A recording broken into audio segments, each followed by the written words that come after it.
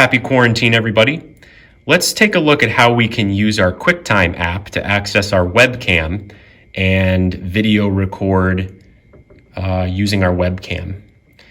In my last video on how to make a screen recording, I showed you how you can get the QuickTime icon to show up in your home dock, which I would recommend because it's easily accessible. So take a look at that video. On the beginning of that video will show you how to do that. I'm going to hover over the QuickTime icon and I'm going to click it once with 2 fingers to get my menu to pop up. Now there's an option that says New Movie Recording. I'm going to want to click that. And you can see that here I am. Hey everybody.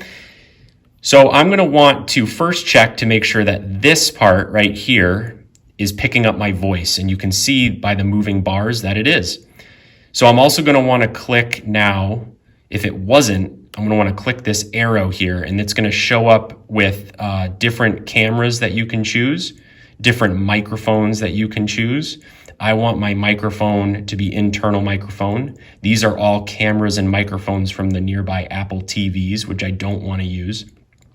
My microphone is on internal microphone, so I'm good. And now I'm going to hit record, and I'm going to make some funny faces at you. Just one. So I recorded my video. I'm going to hit stop, and just to check, make some funny faces at you. Just one. So my video came through all right. My sound came through all right. So now I'm going to hit the X up here, and it allows me to save it first. I'm going to save this video,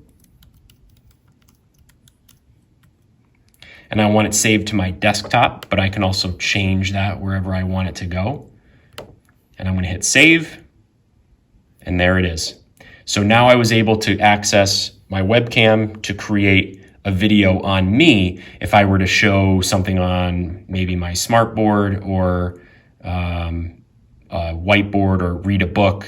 You can use your webcam via the QuickTime app to do that.